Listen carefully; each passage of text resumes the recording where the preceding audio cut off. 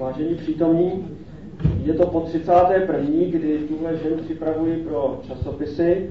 Po dlouhou dobu vycházela žen objevů v časopise Říše hvězd, ale možná, že někteří vědí, že ten poslední 30. již publikovaný díl vyšel ve slovenském Kosmosu, což se také stane s tím letošním 31. dílem, dokonce první část už právě, myslím, buď vyšla nebo vychází v těchto dnech. Jako vždy je velký problém vybrat těch několik málo věcí, které se vejdou do jedné přednášky, a stejně si myslím, že to bude dnes mimořádně dlouhý maraton. Je to skutečně premiéra, takže já sám nevím, jak dlouho to bude trvat, ale doufám, že mě neukomenujete, že to vydržíme společně. Čili, abych dlouho nezdržoval, tak začnu hned vyprávěním o zeměkouli, neboť i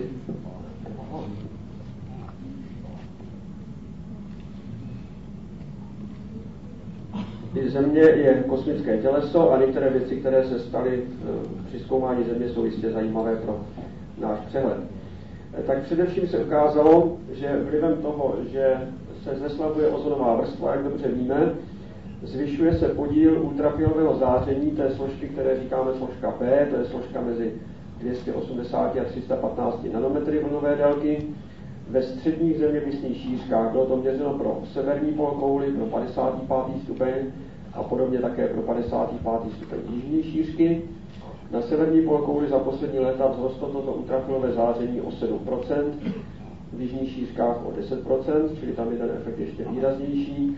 To je vlastně ten důležitý výsledný produkt celého problému ozonové vrstvy, protože ono vlastně to zeslabení je vázáno trochu na roční doby, takže ve chvíli, kdy je největší zeslabení, je slunce v těch šířkách dosti nízko nad obzorem, čili to tak nevadí, ale ta kombinace prostě té nestejné výšky nad obzorem a propustnosti atmosféry pro ultrafialové záření znamená potom tady tento přírůstek.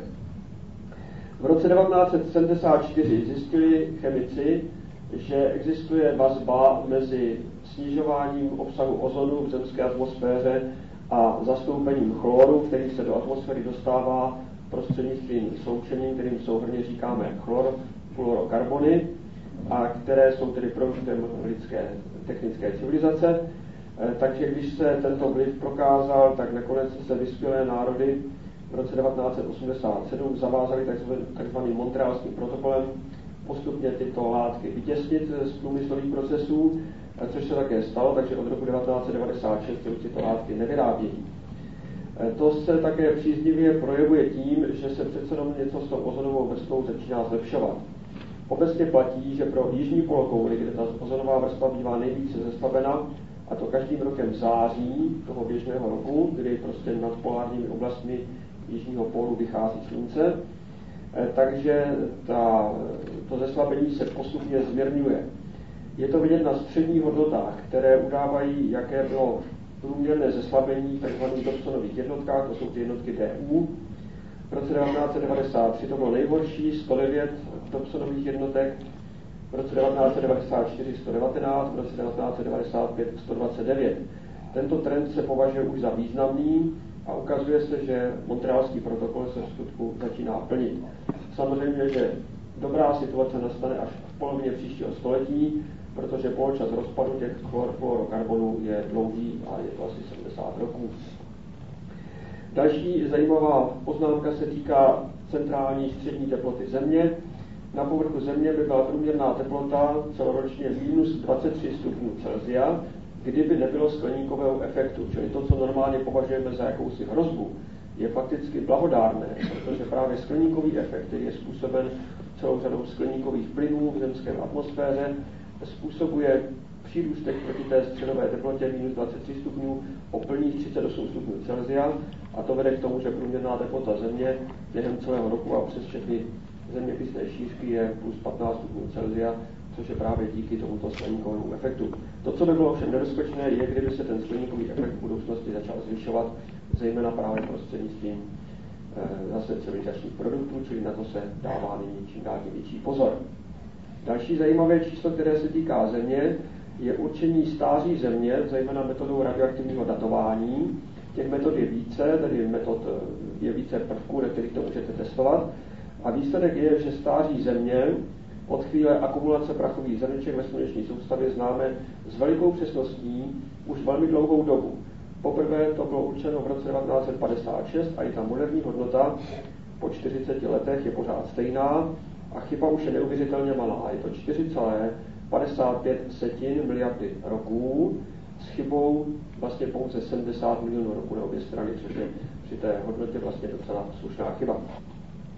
Sluneční soustava sama je o něco malinko starší a vychází tato hodnota 4,566 tisícin miliardy roků, čili tam ta chyba je dokonce ještě menší, tam ta chyba je pouze 2 miliony roků, což je fascinující číslo.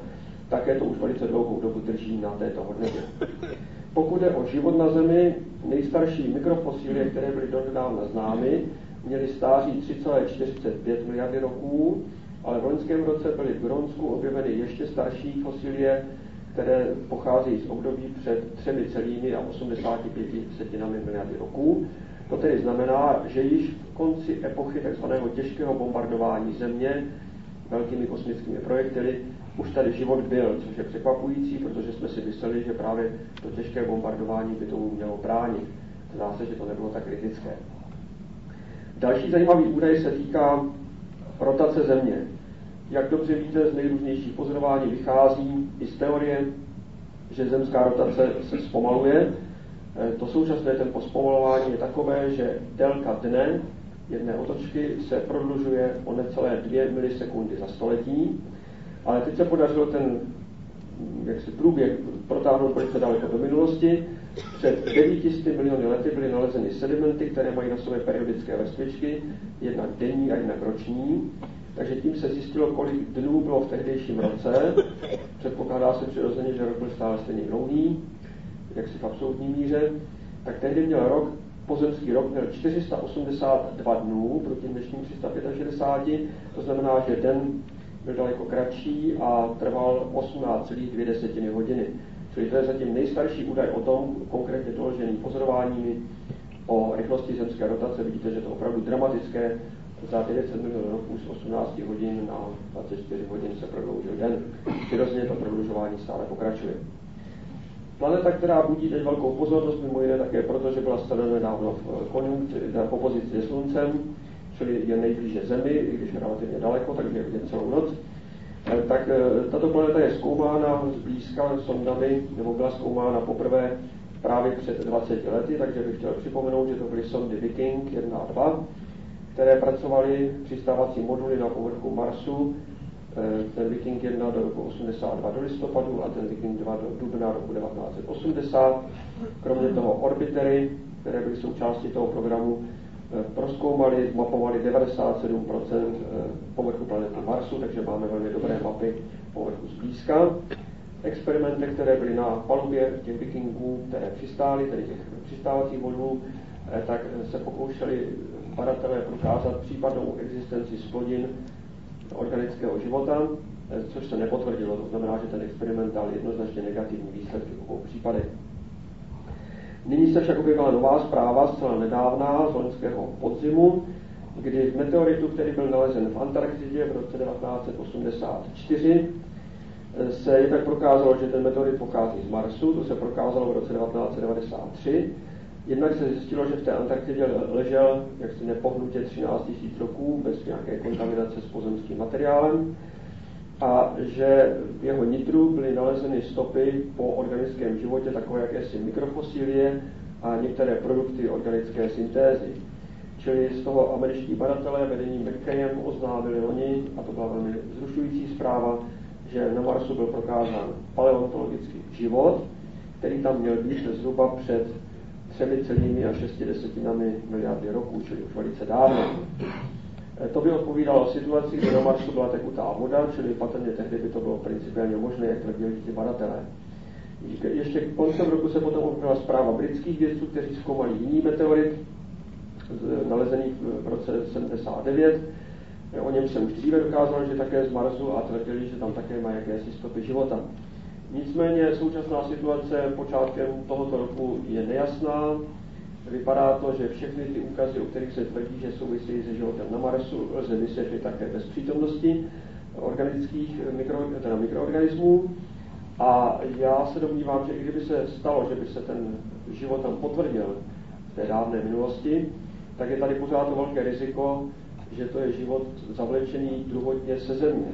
Jinými slovy, to, co funguje na Marsu, může fungovat také na Zemi. I na Zemi mohou padat kosmická tělesa, která vyrazí pozemské horniny obsahující mikroorganismy do kosmického prostoru a ty se mohou dostat k Marsu a mohou také tam nakonec vlastně zakotvit a kolonizovat Mars, takže dokonce je možné, že se znovu přesvědčíme o tom, že život byl na Zemi, který byl zavlečen na Mars a pak se vrátil pomocí tohoto meteoru zase zpět na Zemi, ale to je spekulace.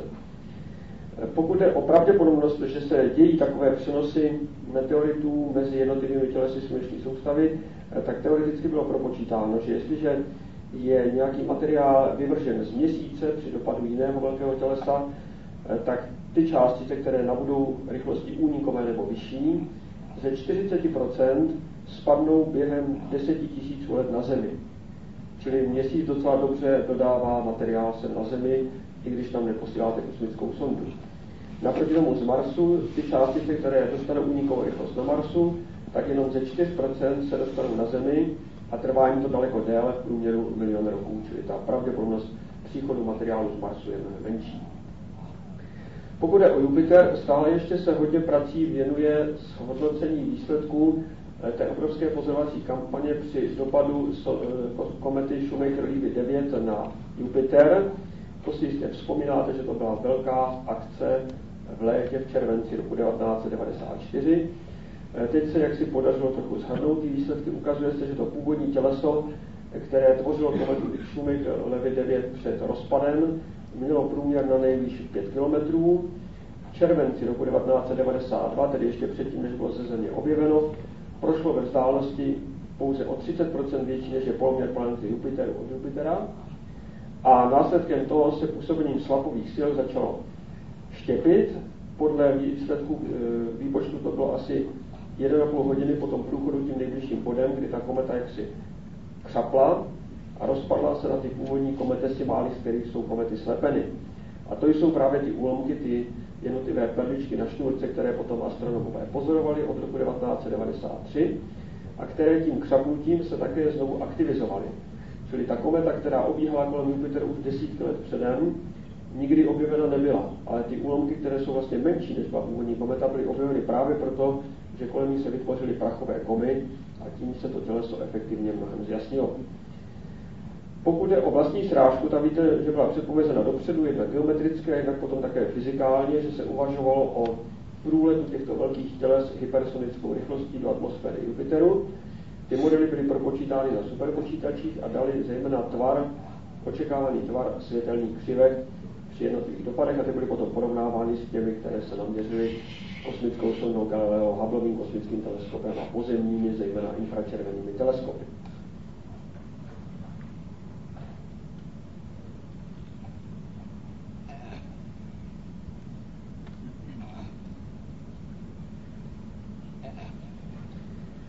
Průběh toho dopadu vypadá tedy asi tak, že nejprve před vlastním úlomkem letěla spousta větších a menších kamenků v podobě jakéhosi obřího meteorického roje, který zářil v atmosféře přirozeně tak, jako kdyby zářil jednotlivý meteor, ale protože jich bylo hodně, tak to dohromady dalo efekty na světelné křivce. Čili to byl ten první začátek, tím se vždycky projevil ten dopad.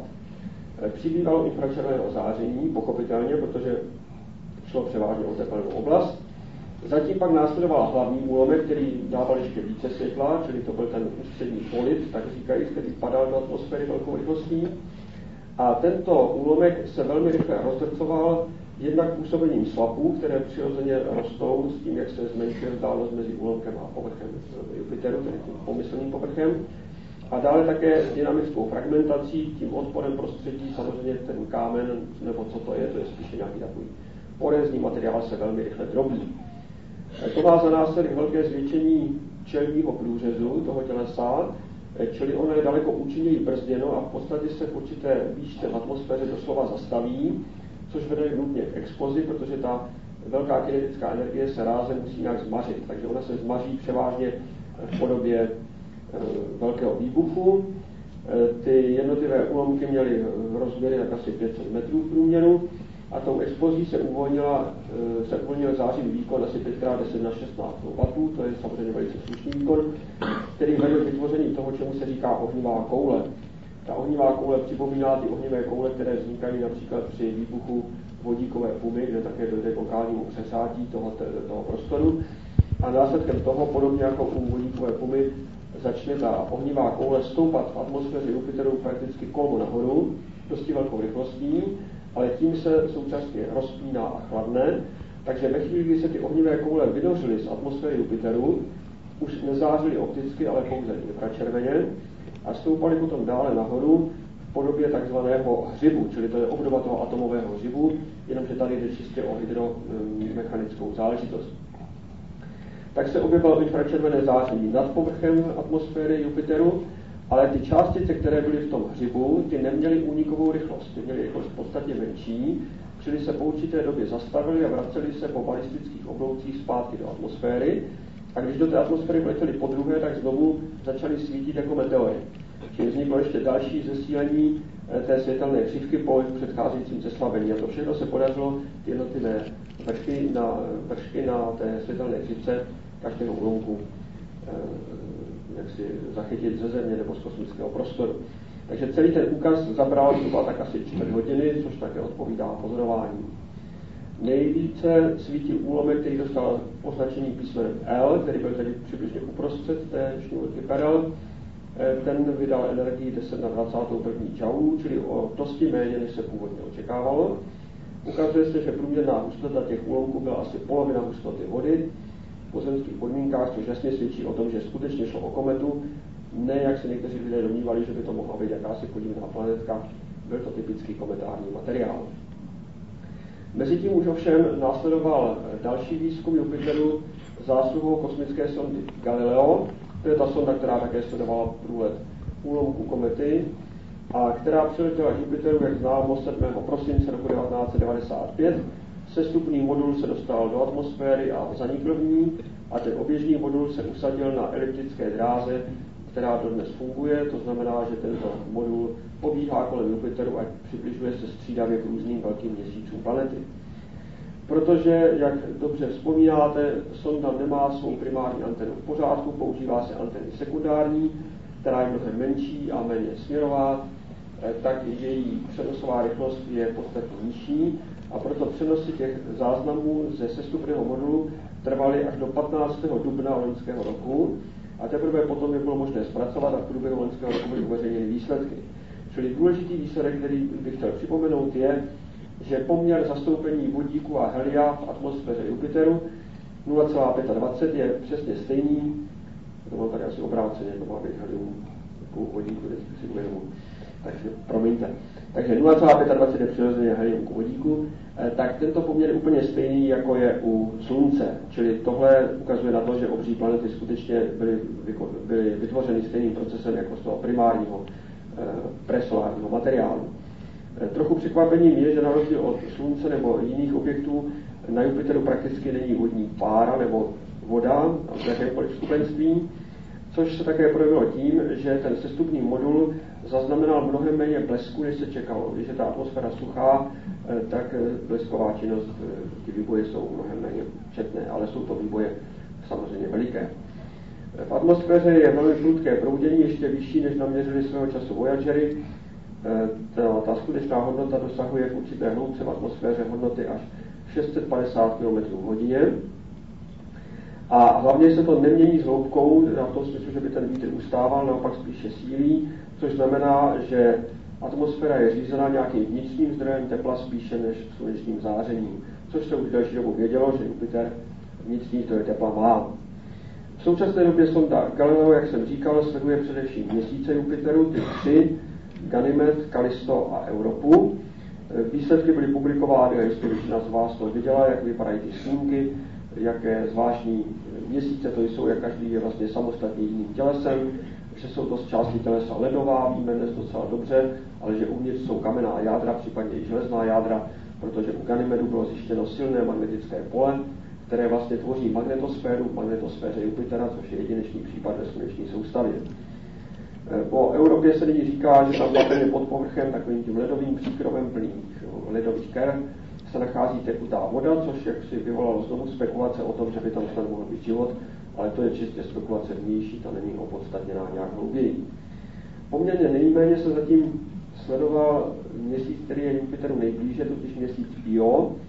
A to z toho důvodu, že pro sondu je to značně nebezpečný, riskantní manévr se pohybovat takhle blízko Jupiteru, čili s tím výzkumem Io se počká až na závěr celého experimentu, někdy v listopadu letošního roku, kdy se prostě metodou risk nebo zisk pošle sonda k Io a uvidí se jistě velmi zajímavé věci. I na tu dálku se zjistilo, že v porovnání s Voyagery došlo na povrchu Io k velkým změnám, na první pohled patrným.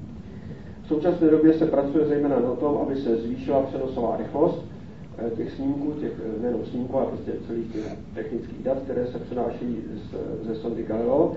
V podstatě se to zdařilo tím, že místo jedné přijímací antény jednoho radioteleskopu na Zemi se používá 4, 5 i 6 spřažených radioteleskopů, tím se zlepšuje poměr signál-šum a dále nových komprimovacích metod pro signál, které byly mezi tím vyvinuty matematiky a následkem toho efektivně ten přenos, který byl původně rychlostí pouze 10 bitů za sekundu, vzrostl na rychlost 1 kilobit za sekundu, což už je docela slušné a znamená to, že zhruba 70% původního programu oběžné sondy se podaří zachránit.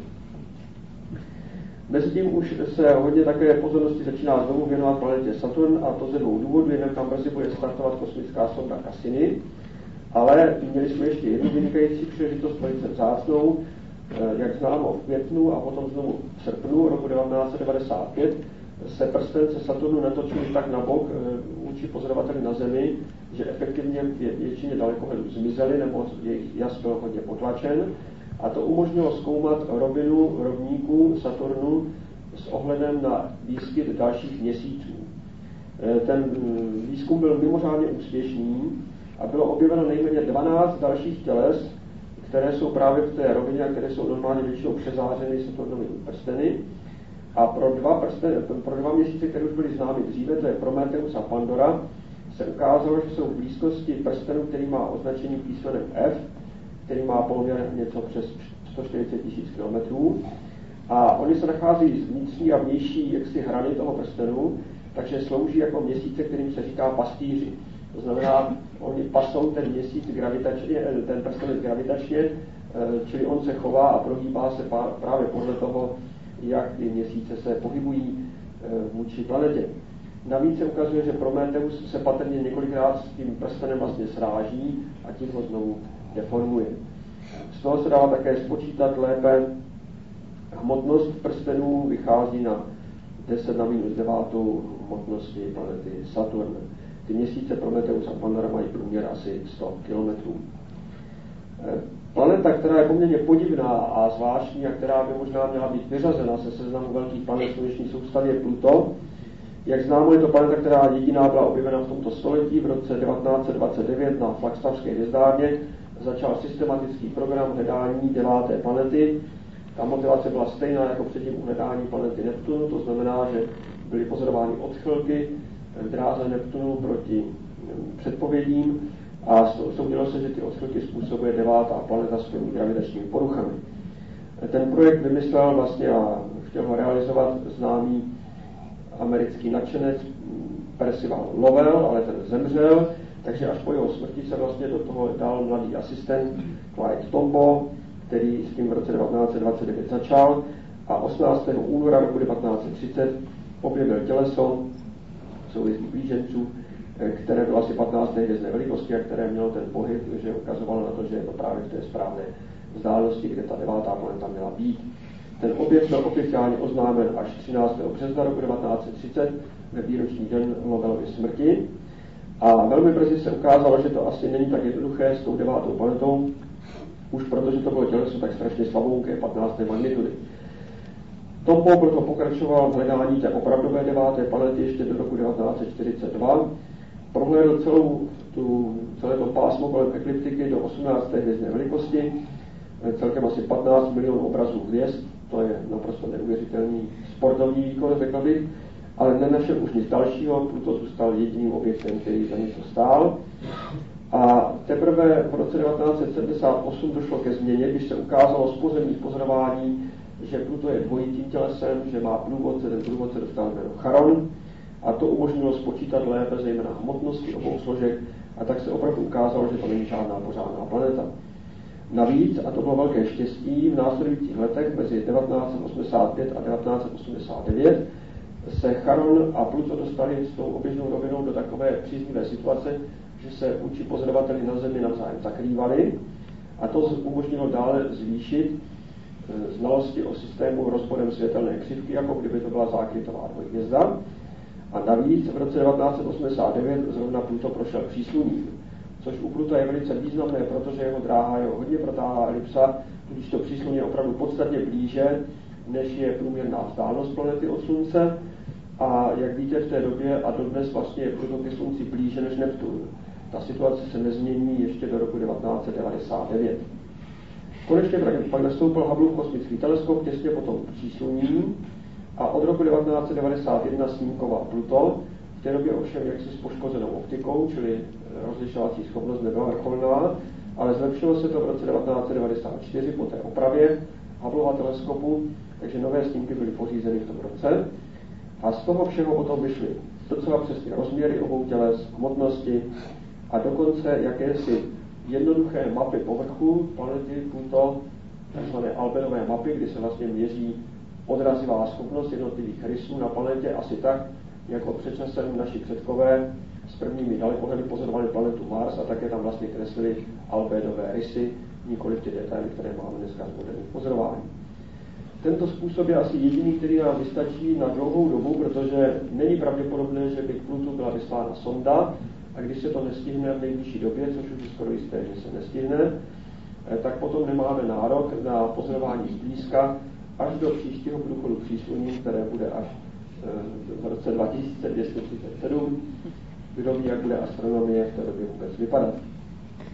Z těch pozorování Hubbleovým teleskopem se nyní zjistilo, že je tam vidět docela zřetelná světlá severní polární čepička, která patrně představuje led dusíku.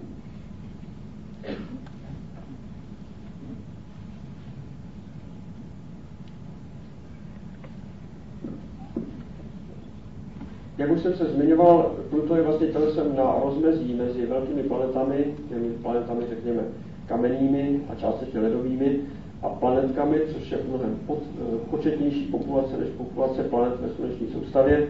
Některé ty planetky jsou opravdu velice zvláštní, mezi ně patří jistě Tutatis. O tom jsem už tady při některých předcházejících dních hovořil, protože v roce 1992 byl Tutatis velice blízko Zemi a tehdy budil pozornost, protože se říkalo, že se snad má se Zemí srazit. Tak loni se vrátil opět k Zemi 29. listopadu.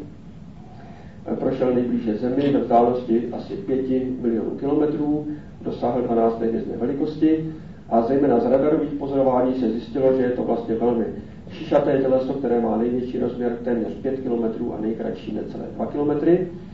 Rotace je taková podivná, prostě trvá něco přes 5 dnů, ale přesto se překládá precesní pohyb té rotační osy s periodou něco přes 7 dnů, takže výsledek je velice komplikovaný pohyb.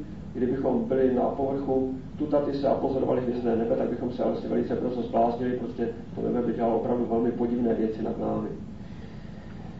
Nejblíže Zemi bude Tutatis opět vždycky po 4 letech, čili bude to 31. října roku 2000, kdy bude ovšem dost daleko, 11 milionů kilometrů, a nejblíže k Zemi bude 29. září v roce 2004, to bude 1,5 milionu kilometrů. Jak vidíte, všechny ty vzdálenosti jsou bezpečné, s ohledem na rozměry toho tělesa nás to nemůže nikdy ohrozit. A výpočty, které jsou provedeny na tisíce roku dopředu, ukazují, že v těch 1000 letech se Tutatis určitě se Zemí nesrazí. Mnohem nebezpečnějším tělesem se zdá být jiná planetka, dokonce planetka s nízkým pořadovým číslem 433, což napovídá, že je to planetka jistě větší, je to planetka Eros, která má průměr asi 22 km, takže to je opravdu velké kosmické těleso. A k němuž nyní byla vyslána kosmická sonda. Bylo to v únoru loňského roku, ta sonda se jmenuje Mir. A očekává se, že doletí k Erosu v lednu roku 1999 a usadí se na oběžné dráze, na které by měla setrvat kolem planetky po dobu nejméně 1 roku. Tato planetka také patří k těm takzvaným křížičům a statistické výpočty naznačují, že se dříve nebo později srazí se Zemí. Ta srážka by měla nastat přibližně na intervalu na časové stupnici asi 1 milion roků, takže jenom doufejme, že do té doby bude mít pozemská technika takové prostředky, aby té srážce dovedla zabránit, a proto je vlastně dobré, že bude zkoumána kosmickou sondou zblízka. A souběžně byly spočítány vlastně rizika pro různé typy planetek, různých velikostí, z toho důvodu, že samozřejmě zeměkoule se nejčastěji sráží s planetkami nejmenších rozměrů. Ale ty nejmenší rozměry nejsou tak nebezpečné, ty působí pouze lokální katastrofy, typu řekněme dopadu Tunguského meteoritu. Kdyby Tunguský meteorit dopadl do obydlené oblasti, bude to katastrofa, ale bude to omezené na to území. Příslušné nikoliv to nepoškodí celou Zemi. Větší tělesa tam mohou poškodit celou Zemi, zejména potom život na Zemi, ale jejich četnost dopadu je mnohem nižší. Takže se musí počítat to riziko jaksi jako součin obou těch záležitostí. To znamená velikosti toho tělesa, to je to, kolik ono individuálně nadělá škody, ale také četnosti, jak často to těleso na Zemi padá.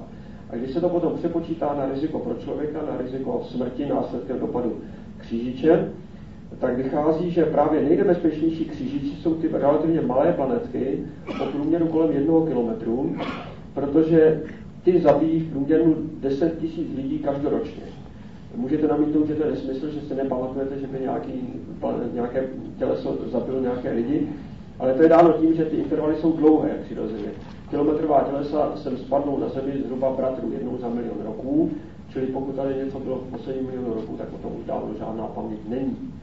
Ale samozřejmě, že to potom zabije v tu chvíli teda daleko více lidí než těch 10 000, to je prostě přepočteno na ten interval. Méně nebezpečná jsou tělesa typu Tunguského meteoritu, to jsou ty 100-metrové kusy, ty zabíjí 80 lidí za rok, a ku podivu nejméně nebezpečné jsou ty největší planetky 10kilometrové, ty zabíjí sice 60 lidí za rok, ale zase chápete, jak to myslím. To znamená, že musíte vzít ten interval, řekněme 50 milionů roků mezi těmi srážkami, vynásobit to těmi 60 lidmi ročně a vychází vám 300 milionů lidí mrtvých, že jo? Takže takhle to teda vypadá v praxi. No tak nechci tím příliš strašit, protože žádné takové těleso zejména z těch velkých nás nad tím rozhodně v dohledné době neohrozí. Za to bylo objeveno těleso, které je také snad planetkou a které vypadá velmi podivně. Dostalo tohle provizorní označení 1996 P2TV, prošlo přísluním loni v srpnu, ve vzdálenosti perihelum, tedy přísluní 2,5 astronomické jednotky, čili dosti daleko v pásmu planetek, ale ukázalo se, že má velice protáhlou eliptickou dráhu, skoro jako kometa, protože v tom odsluní se dostane až 600 astronomických jednotek od Slunce, čili daleko dál než všechny planety. Perioda oběhu toho tělesa je proto dlouhá, plných 5000 roků, takže když tady bylo naposledy, tak to ještě nikdo nemohl sledovat. Rotace kolem osy je 35 hodin. V současné době došlo k úplné revoluci v tom, jak se hledají planetky. A to zásluhou zařízení, které postavili Američané, má tuhle zkrátku NEAT, to je samozřejmě akronym, který je obhospodařován tou slavnou laboratoří pro tryskový pohon, ale stojí ta observatoř na Havajských ostrovech. Má velmi výkonný dalekohled s neobyčejně velkou maticí CCD, která má na hraně 4096 pixelů. A tak je možné vlastně poměrně velký kus oblohy zobrazit najednou. A celý ten systém pracuje plně automaticky, takže vlastně pokaždé, když je jasno, tak jako běží. Za pouhé 3 měsíce se tak podařilo objevit tímto jediným zařízením 200 nových planetek. Takže když to bude takhle dál, tak tohle zařízení samo asi vychytá úplně všechny novinky ve sluneční soustavě.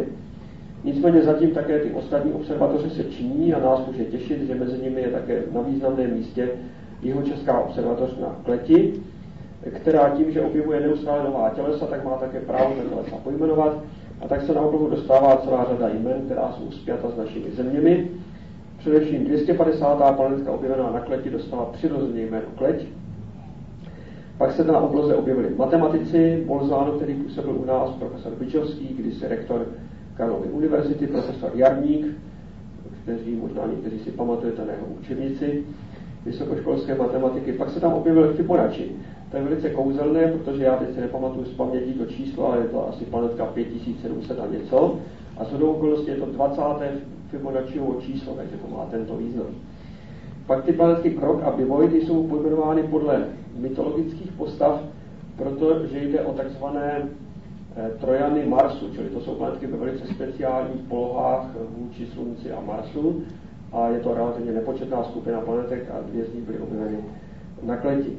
Pak je planetka Marcí, to je podle Jana Marka Marcí, našeho významného badatele, který se narodil v Lanškrouně a jehož výročí jsme nedávno slavili. tak to byl takový vševěd, že jo, prostě, který zasáhl do mnoha oborů přírodních věd medicíny. Pak už máme také planetku Doppler. Jistě víte, že Christian Doppler svůj princip objevil v Praze v roce 1842. Ernst Mach má také planetku, a to jistě potěší tady paňáky, protože Mach se narodil v Chrolicích. A Brorsen je sice dánský hvězdář, ale ten hlavní výzkum ve svém životě vykonal na hvězdárně v Žamberku ve východních Čechách. Konečně také říše hvězd obdržela svou planetku, což ovšem musím říci, že je téměř s křížkem po funuse. A zásluhou doktora Kohoutka, našeho krajana, kterého mnozí znáte osobně, máme na obloze planetku Voskovec Verich, protože Kohoutek také objevuje planetky a tudíž je také smí pojmenovat. A pak se na obloze odstala planetka Zátopek, a to ku podivu ne tak jenom naší zásluhou, ale zásluhou Američana, myslím, že se jmenuje Williams, který prostě má takový vztah k atletice a tvrdí, že jaksi bez Zátopka by atletika nebyla na obloze dobře zastoupena, protože myslím, že už je tam Nurmy, takže Zátopek už má teďka čerstvě také svou planetku. V tuto chvíli je očíslováno více než 7000 planetek, z toho asi 3/4 jsou pojmenovány. Prakticky každá planetka, která je očíslovaná, tak je právo objevitele, aby ji pojmenoval. V některých případech ovšem objevitel už v té době nežije, takže potom to právo přechází na Mezinárodní astronomickou unii. Další zajímavé těleso, které patří mezi přechodné jevy mezi planetkami a kometami, se jmenuje Chiron. Bylo objeveno už v roce 1977. Od roku 1989 se však projevují jeho kometární rysy. To těleso bylo v té době 10 astronomických jednotek od Slunce. Loni v únoru prošlo perihelem v vzdálenosti 8,5 astronomické jednotky a překvapující je, že ta jeho kometární aktivita, která byla v těch 10 astronomických jednotkách zřetelná, vymizela. Prostě teď se zase chová jako planetka. Chiron tedy patří ke vzácné podskupině, které říkáme Kentauři, do té zatím patří jenom 6 těles, ale skutečnost bude asi vyšší. A jsou to tělesa, která jsou na tzv. Chaotických drahách mezi, řekněme, drahou Neptunu a Saturnu, čili jejich vývoj dynamický je poměrně rychlý a musí spadnout někam jinam. Prostě neví se zatím přesně, zda všechna spadají dovnitř do sluneční soustavy, nebo jsou naopak ze sluneční soustavy vymrštěna pryč. Podobně relativně novým objevem od roku 1992 jsou tělesa, kterým říkáme transneptunské planetky. Jejich povaha je vlastně trochu nejasná, protože o nich nevíme příliš mnoho, než to, že existují. Za nimi jich známo něco přes 30. Odhaduje se, že jejich rozměry jsou typicky asi 100 km, čili nekvalifikují se jako planety, rozhodně ne, ale jejich skutečný počet může být velice vysoký. Domníváme se, že jsou fakticky nejbližšími představiteli tzv. Edgeworthova Kuiperova pásu. To byli dva astronomové, kteří v roce 1949 a 1951 přišli s nápadem, že v rovině ekliptiky je plochý disk takových těles, které zbyly z pozůstatků tvoření, budování sluneční soustavy, který začíná někde u 50 astronomických jednotek od Slunce a končí u 500 astronomických jednotek od Slunce, čili transneptunské objekty by měly patřit do tohoto Edgeworthova Kuiperova pásu. Také tyto dráhy jsou nestabilní a vyvíjí se na časové stupnici 50 milionů roků, což je vlastně velice krátko z hlediska vývoje sluneční soustavy.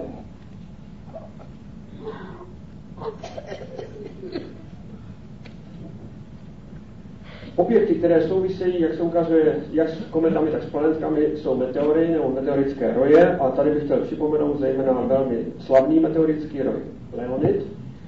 Jehož mateřským tělesem je periodická kometa Tempel-Tuttle, která byla pozorována pouze v letech 1865 a 1965. Nyní už je ale pozorována právě znovu, takže to je vlastně třetí návrat, který byl zachycen v letošním roce, takže to se vejde do žně objevu příští rok. Má periodu oběhu 33 roků a také ty Leonidy vždycky po 33 letech jsou mimořádně aktivní. Hovoříme dokonce o jakýchsi meteorických bouřích, protože počet Leonid v tom maximu stoupne z normálních, řekněme, 20 nebo 25 meteorů za hodinu, kterou vidí pozorovatelné ozbrojeným okem, na tisíce meteorů v hodině.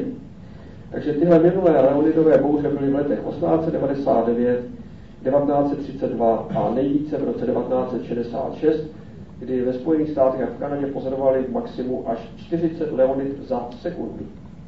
Takže ta obloha byla doslova pokryta meteory. Musel to být úžasný zážitek, ale trvá to krátkou dobu, jenom asi 20 až 30 minut, protože to husté vlákno Leonid, které je vlastně produktem komety, je vlastně velice tenoučké a Země jim projde velice rychle během desítek minut. Nyní byly počítány vyhlídky pro opakování této bouře v letech 1998 a zejména 1999. Ty vyhlídky jsou relativně dobré, určitě ty počty budou zase velmi vysoké, budou ovšem časově omezeny a pouze v tom roce 1999 je slabá naděje, že by to mohlo být v noci v Evropě vidět.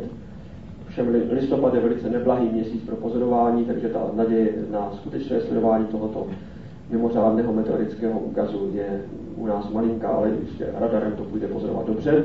Samozřejmě, že to má také své negativní aspekty.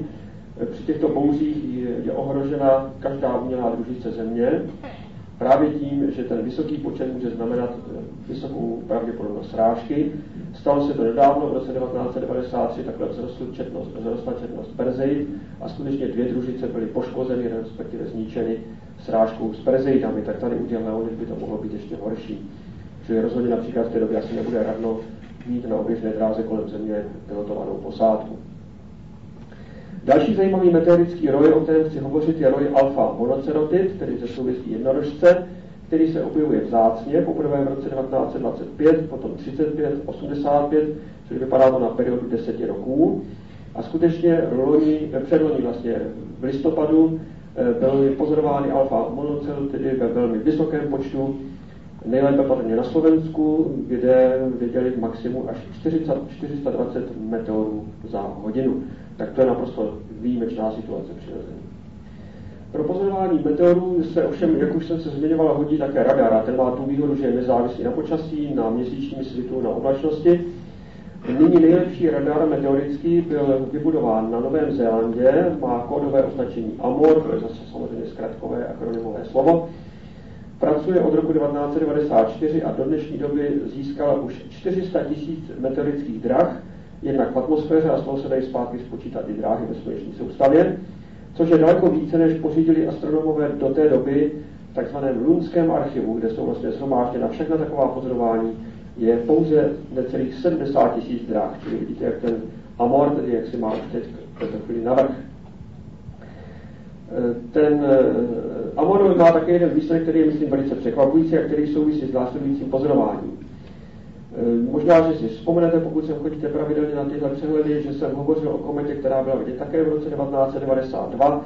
Byla to kometa, která se jmenuje Swift-Tuttle a která je vlastně mateřskou kometou Perseit.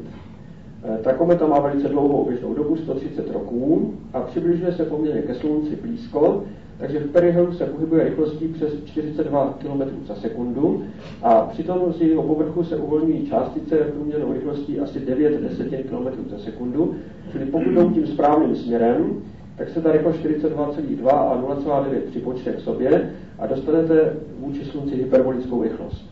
To znamená, že tyto částice opouštějí navždy sluneční soustavu a stávají se interstellárními vagabundy. Jestliže to platí pro jednu kometu nebo ještě více komet ve sluneční soustavě a jestliže komety jsou typické projevy jiných hvězd, musí obráceně docházet k tomu, že se vytváří interstellární vagabundi jinde a ti mohou zase dospět sem a měli bychom je pozorovat jako interstellární meteory s hyperbolickými rychlostmi. Právě meteorický radar se velice dobře hodí pro určování přesných hodnot rychlostí a tak skutečně AMOR jako poprvé v historii astronomie prokázal, že mezi slabými meteory, které sleduje tento radar, asi 1% má hyperbolické rychlosti, dokonce velmi vysoké, vidíte, že to přes 100 km za sekundu, a že průměrná hodnota pro to 1% je dokonce 164 km za sekundu, čili to je definitivně hyperbolická rychlost. Takže ten dlouholetý spor, zda máme hyperbolické meteory nebo nemáme, je rozhodnut. Ukazuje se, že jsou to ovšem částice velice mikroskopické, jejich průměry jsou mezi 15 a 40 mikrometry, ale ta rychlost je opravdu fascinující. Dokonce, protože radar pracuje prakticky nepřetržitě, nejvíce takových částic přichází k Zemi mezi 32. dnem každého roku, čili prakticky na začátku února, a potom 170. den v roce, čili to je někde v červenci, a minima jsou mezi 260. a 350. dnem v roce. To souvisí s tím, že Slunce s celou sluneční soustavou se pohybuje vůči okolním hvězdám určitým směrem, takzvanému apexu, čili v tom směru, když se pohybuje Země, tak narážíme na ty částice jaksi vstřícně a proto jich pozorujeme více, než když jako vlastně se vracíme kousek zpátky a tím se vzniká tahle roční asymetrie. Pokud je o komety, tak o těch snad bych neměl tady ani hovořit, protože teď se tady v tom planetáriu a na hvězdárně se hovoří o kometě každý večer s výjimkou dneška, vlastně oficiálně. Tak jenom slušně bych připomněl, že zjevením loňského roku byla kometa Hayaku také objevená japonským astronomem amatérem 30. ledna loňského roku jako těleso 11. magnitudy. Tohle je její odborné označení 1996 P2. A 25.3. loňského roku v březnu, tedy právě před rokem, byla nejblíže k Zemi, 15 milionů kilometrů. Možná, že si mnozí vzpomenete, jak jste ji pozorovali buď tady nebo někde jinde, jako těleso poblíže polárky. Dosáhla asi minus 0,8 hvězdné velikosti, čili byla velmi jasnou kometou.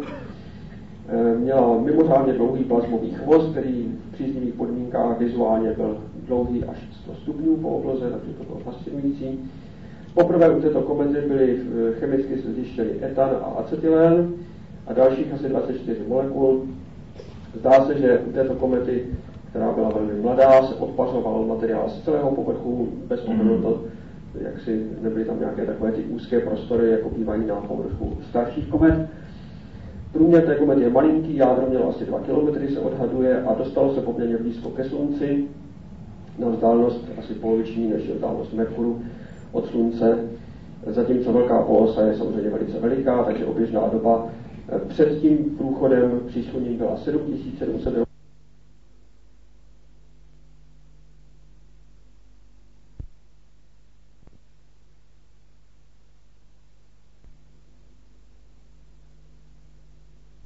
Kilometrů od Země a byla minus 3,5 té hvězdné velikosti, což je, myslím, dokonce rekord. Mám dojem, že to je nejjasnější kometa vlastně v historii, která byla zatím zaznamenána.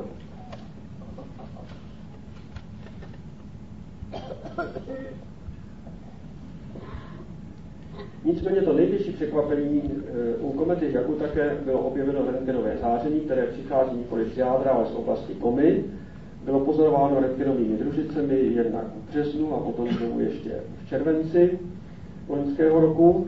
A pak dodatečně se ukázalo, že toto překvapení se týká i jiných komet, u kterých vlastně to záření bylo měřeno, ale nikoho nenapadlo, že je to od komet. Takže teprve, když se to u té komety Hayaku také takhle jak si prozradilo, tak potom se šlo znovu do těch záznamů z rentgenových družic a tak se ukázalo, že v roce 1991 byla kometa rentgenová, v roce 1990 další, ještě jedna v roce 90.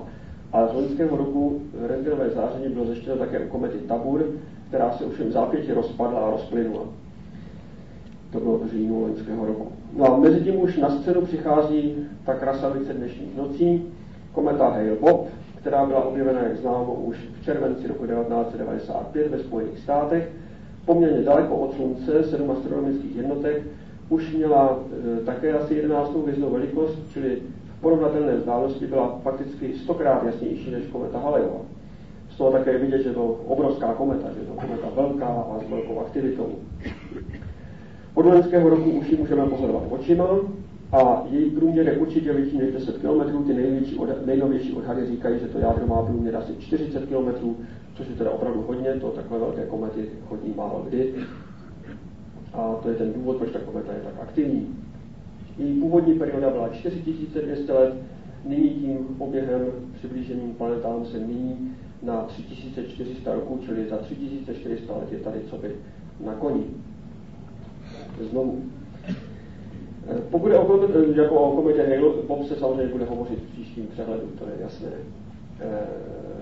Pokud je o kometu Halleyovou, zdá se, že se podařilo rekonstruovat její dráhu ještě hlouběji do minulosti, než jsme dosud předpokládali, takže nejstarší pozorování Halleyovy komety se nyní docela spolehlivě bere rok 467 před počátkem našeho letopočtu, potom ještě jsou tady 2 data před naším letopočtem 164 a 87 a pak při všech návratech v historické době po počátku letopočtu byla kometa Halleyova pozorována. Na rozdíl od těch předcházejících u komety Halleyovy pouze 12% povrchu je aktivní, z toho vychází prach a plyn, zbytek už je zalepený, ten už je prostě neaktivní. Pokročíme nyní ke Slunci. V poslední době vzniká nový problém slunečních neutrin, a to z toho důvodu, že když se vezmou data za posledních 19 roků, kdy máme jednak data o tom, kolik přichází ze Slunce neutrin a jednak data o intenzitě slunečního větru, tak zjišťujeme s úžasem, že mezi těmito dvěma veličinami je korelace, čili když je to větru více, tak jsou je více neutrin a obráceně, což je na první pohled nepochopitelné, protože vítr vzniká kolem Slunce nebo na povrchu Slunce, když to neutrina přicházejí ze samého centra. Znamenalo by to totiž, že ta takzvaná sluneční aktivita, která je souborem všech možných forem sluneční činnosti, nemá svou příčinu v povrchových vrstvách, ale vnitru Slunce, a že zřejmě ten termonukleární motor běží v jakýchsi cyklech, že snad dokonce se uvažuje o tom, že ty bubliny, ve kterých probíhá termonukleární reakce, jsou vynášeny vzhůru povrchu Slunce, než se ochladí a než ta reakce přestane, a tím ovlivňují potom i takové věci, jako je sluneční činnost. Je to trochu bizarní věc a jistě ještě nezdaleka prokázaná, ale zdá se, že tomu nyní astrofyzikové přikládají větší váhu než před několika málo lety, kdy se první takové náznaky objevily. Takzvaný sluneční model, který nejlépe vystihuje vlastnosti Slunce pozorované, nyní posunul centrální teplotu Slunce znovu výše, než jsme si mysleli, na 15,5 milionů kelvinů. Při této teplotě by mělo vznikat velice mnoho neutrin a nevzniká, jak víme, v těch měření. Odpovídá to povrchové teplotě 5900 kelvinů, což je myslím docela v pořádku, a centrální hustotě 155krát vyšší, než je hustota vody. Takže ta sluneční neutrina nám přináší několik zásadních problémů. Jeden už je tady ten, že prostě, že by tam měla být ta korelace s tím slunečním větrem nebo se sluneční činností.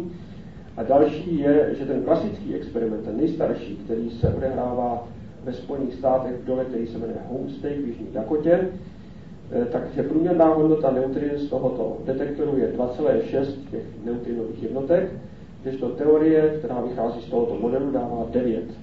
Čili ten nesoulad je zcela evidentní, je to zhruba třetina toho množství, které bychom čekali. Jenomže máme další experimenty, zejména japonský Kamiokande, a pak experimenty Galliové, Galex a Sage, a ty dávají navzájem neslučitelné výsledky.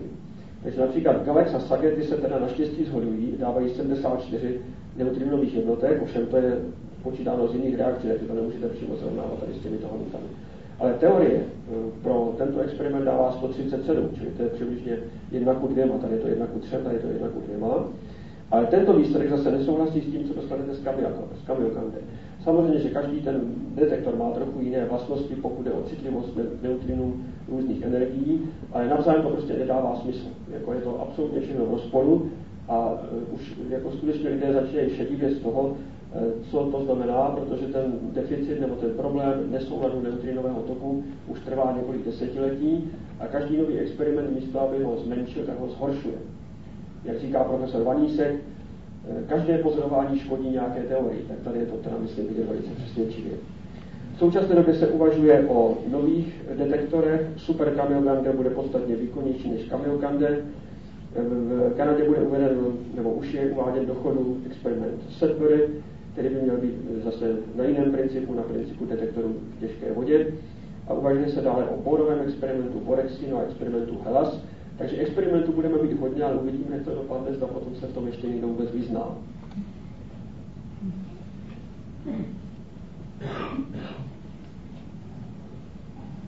Zatímco tento problém se stává čím dál tím otevřenější a živější, tak něco se udělalo velmi pozitivního, pokud je o hledání planet mimo sluneční soustavu, jak se těmto objektům říká exoplanety. Jak už víte z sovětského přehledu, tak v roce 1995 byl oznámen objev první exoplanety u hvězdy 51 Pegasi a bylo celkem jasné, že ta nová metoda určování existence exoplanet pomocí přesných měření tzv. Radiálních hitrostních hvězd povede k novým objevům a to se také stalo v loňském roce. Najednou máme exoplanet opravdu docela hodně. Současně se začaly počítat modely těch exoplanet a ukázalo se, že svítivost těch exoplanet, tedy zářivý výkon, který bychom měli v jednotkové vzdálenosti, je funkcí jednak stáří té mateřské hvězdy nebo toho systému, hmotnosti a poměru těžkého vodíku k obyčejnému vodíku pro mateřskou hvězdu a samozřejmě také vzdálenosti planety od té mateřské hvězdy. Ukazuje se, že obří exoplanety typu Jupiter mají zhruba všechny stejně velký poloměr, v řádu 10 na 5 km, 100 000 km, čili o něco více než Jupiter. Efektivní teploty nižší než 900 kelvinů, takže jsou to tělesa vlastně studená. Důležité je, že pro tělesa, která mají hmotnost menší než 12 hmot Jupiteru, nebude tam, jak se říká, hořet, tedy myslím termonukleárně se přeměňovat deuterium, Čili vlastně takovým důkazem toho, že jde o planetu a nikoliv o hvězdu, by měla být přítomnost deuteria ve spektroskopické analýze. Potom vznikl další problém s tou hvězdou 51 Pegasi, že ta exoplaneta obíhá tak blízko ní, ve vzdálenosti asi 7 milionů kilometrů, čili daleko blíže než Merkur ke Slunci, že si někteří lidé říkali, zda to ta planeta vůbec může vydržet, to velké vyzařování mateřské hvězdy, zda se nerozplyne, nerozpustí a neměla by být už vlastně zničena. Výpočty ukazují, že to kupodivu planety vydrží docela dobře i v té malé vzdálenosti, že za těch 10 miliard roků, což je tak standardní doba životnosti hvězdy slunečního typu, že se tím opalováním planety ztrací maximálně 1% její hmotnosti, což je zanedbatelné, že ta planeta tam opravdu vydrží celou tu dlouhou dobu. S planetami, exoplanetami souvisí také problém tzv. Hnědých trpaslíků. To jsou tělesa, která jsou hmotnější než exoplaneta, ale méně hmotné než hvězdy. Takže zejména se soudí, že u mladých hvězdných systémů byla šance ty hnědé trpaslíky najít, protože oni tam relativně nejlépe svítí. Oni svítí právě proto, že spalují to deuterium, na rozdíl od planet, které už to nedokáží, a tím přece jenom mají vyšší svítivost, než by byla jenom daná tou mateřskou hvězdou, které se eventuálně nachází. Hnědý trpaslík může být samozřejmě izolovaný. Ukazuje se, že největší šance pro objevení hnědých trpaslíků je v otevřené hvězdokupě Plejády, kuřátka, to dobře znáte všichni. Ta je stará pouze 70 milionů roků, čili astronomicky velmi mladá. Na rozdíl od Hyád, které jsou sice v podstatě blíž, ale jsou zase mnohem starší a ta nevýhoda toho stáří je větší než ta výhoda té blízkosti. Takže největší šance je, že objevíme hnědé trpaslíky v Plejádách, což se také fakticky už stalo. Tady je výčet exoplanet, které známe na konci roku 1996, možná, že dneska už ten výčet už bude zase něco delší, ale to si necháme na příští rok. Takže kromě 51 Pegasi máme ještě 70 Virginis, 47 Ursae Majoris, u Rho Cancri dokonce dvě exoplanety, Y Andromeda, HD 114 762, Lagrange 211 85, tam má dokonce 3 exoplanety a je to těleso velice blízké, ta hvězda je jenom 2,5 parseků od nás, čili je to jedna z nejbližších hvězd ve vesmíru, čili tady je dosti slušná šance, že by teleskopy příští generace mohla ta tělesa přímo zobrazit. To by byl samozřejmě další velký úspěch. Když to spočítáte 1, 2, 3, 4, 5, 6, 7, 8, 9, 10, máme 10 exoplanet a jenom 9 planet sluneční soustavy, takže během jediného roku počet planet mimo sluneční soustavu překonal počet planet ve soustavě sluneční. Hnědí trpaslíci. Největší nadějí je těleso, které se nachází v souhvězdí Zajíce. Má tohle označení, je asi 30krát hodnější než Jupiter, čili spadá do toho pásma hnědých trpaslíků. Jeho zářivý výkon je asi 4x10 na minus 5, 400 000 svítivosti Slunce, teplota 1300 Kelvinů, stáří 1 miliarda let. V Plejádách bylo objeveno několik takových kandidátů na hnědé trpaslíky a to kritérium je, že v jejich atmosférách spektroskopicky bylo prokázáno litium, které u hvězdy by vyhořelo. Čili to, že tam to litium je, znamená, že to nejsou hvězdy. Jinými slovy, zdá se, že ten důkaz hnědých trpaslíků byl v loňském roce podán. Když teď půjdeme k obyčejným hvězdám, tedy víceméně obyčejným, tak prvně bych chtěl připomenout, že se daří poprvé v historii astronomie zobrazovat povrchy hvězd. Čili už to nejsou pro nás nekonečně vzdálené, nepatrné matematické body, už jsou to plošky, tak jako třeba Pluto byl zobrazen Hubbleovým teleskopem a ukazuje se, že to je útvar, který má prostě různé skory na povrchu. Tak tohle se Hubbleovu teleskopu podařilo také u známé hvězdy Betelgeuse, to je Veleobr, který dokonce byl zobrazen v ultrafialovém oboru spektra, kde je Hubbleův teleskop mimořádně výkonný, právě pokud jde o rozlišovací schopnost. A překvapivě se ukázalo, že v těchto ultrafialových pásmech je Betelgeuse dvakrát větší než v optickém oboru. Její úhlový průměr je něco přes 1/10 obloukové vteřiny, což pro Hubbleův teleskop je samozřejmě velmi snadné zobrazení, protože v tom ultrafialovém oboru má rozlišení 3/10 obloukové vteřiny. A navíc ještě na tom povrchu zase tou Albedovou metodou byla zjištěna světlá teplá skvrna, která je asi o 2000 kelvinů teplejší než okolní povrch hvězdy. Druhý zajímavý výsledek se týká hvězd, které říkáme Miridy. To jsou vlastně proměnné hvězdy, které pulzují, které mění své rozměry a jasnost. Přičemž dvě z nich byly zkoumány Hubbleovým teleskopem, Erleonis a 2B Hydrae. A u obou se zjistilo, že zase jsou to kotoučky, ale vlastně ne kulaté, ale jsou to elipsy. Čili jsou to protáhlé eliptické hvězdy a ten důvod je trochu záhadný. Jistě se ukáže, že asi ty vědy to dělají všechny, ale to budeme muset ještě počkat, až bude těch měření více. Hubbleovu teleskopu však konkurují v tomto směru už také pozemní zařízení, tak například ve Velké Británii byl uveden do chodu přístroj, který se jmenuje zase akronymem COAST, který se skládá z několika relativně malých zrcadel na dlouhé základně, mnoha metrů, takže to působí jako optický interferometr. Na rozdíl od Hubbleova teleskopu pracuje v červené, nebo vlastně té blízké infračervené oblasti spektra, a podařilo se jim rozlišit dvojici hvězd, které tvoří kapelu. Kapela jsou hvězdní vosky, známá hvězda, která je teď v zimě dobře vidět, je poměrně blízko a byla známá jako spektroskopická dvojhvězda, tak ten COAST ukázal, že ty dvě složky tam jsou opravdu vidět.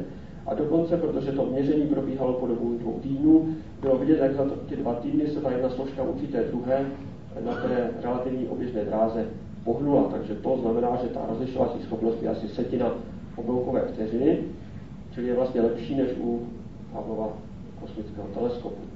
Je to dáno právě tím, že ty dalekohledy jsou na té delší základně od sebe a pracují s přažením.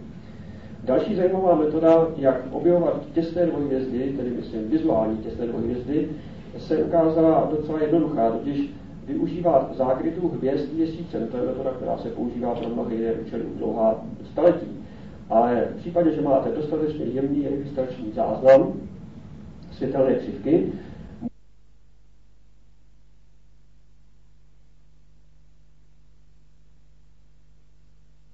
pracují s přažením. Další zajímavá metoda, jak objevovat těsné dvojhvězdy, tedy myslím vizuální těsné dvojhvězdy, se ukázala docela jednoduchá, totiž využívat zákrytu hvězd měsícem. To je metoda, která se používá pro mnohé jiné účely už dlouhá staletí. Ale v případě, že máte dostatečně jemný registrační záznam světelné křivky, můžete pozorovat v příznivém případě, když jde o velmi těsnou dvojhvězdu, že měsíc nejprve zakryje jednu složku té dvojhvězdy a pak tu druhou. Čili zjistíte prostě dvojí vlnku na té světelné křivce, ono je to ještě složitější, máte tam interferometrický obrazec a můžete z toho zpátky spočítat, jak jsou ty dvě složky od sebe daleko, případně v jakém pozičním úhlu se nacházejí. Tuhle metodu rozvinuli Italové na několika observatořích v posledním desetiletí. Celkem se jim podařilo při těchto zákrytech hvězd měsícem zachytit takhle přesně 157 světelných křivek a přitom našli 54 dvojhvězd, takže vidíte, že ta výtěžnost je skvělá, ukazuje to znovu, že většina hvězd jsou dvojhvězdy. Ty vzdálenosti těch složek jsou neuvěřitelně nepatrné. V tom nejhorším případě to bylo 80 obloukové vteřiny, tak to by se ještě dalo, řekněme, získat i klasickým způsobem, ale v tom nejtěžším případě objevili dvojhvězdy, které mají složky od sebe vzdálené pouhých 6000 obloukové vteřiny, a to je i možností třeba Hubbleova teleskopu. Přitom ta metoda je citlivá až do 11. hvězdné velikosti v tom červeném oboru. A kromě zjišťování dvojhvězd je možné určovat i efektivní průměr v obloukové míře i třeba izolovaných hvězd, takže i proto se ta metoda hodí, je vlastně relativně triviální, samozřejmě je omezena na ty hvězdy, které jsou měsícem zakryty. Zákrytový princip se velmi osvědčuje při výzkumu dvojhvězd obecně. I tam, kde nemůžeme ani interferometrem zjistit, že jde o dvojhvězdu, zjistíme to ze světelné křivky docela snadno, pak, když ta dvojhvězda má takovou oběžnou rovinu, že prochází zorným paprskem a my tady vidíme, jak se ty hvězdy zakrývají nebo přecházejí navzájem před sebe. Takovým systémem byla také zákrytová dvojhvězda SS Lacerta v sovětské ještěrky, která měla periodu oběhu 14,4 dne a složky byly stejné spektrální třídy. Jenomže se ukázalo před několika málo lety, že ty zákryty vymizely, což je vlastně šokující, protože jak může u dvojhvězdy, která má pevnou dráhu v prostoru, najednou přestat se zakrývat, to by se museli změnit rozměry, nebo co by se stalo. Ukázalo se, že to je jinak.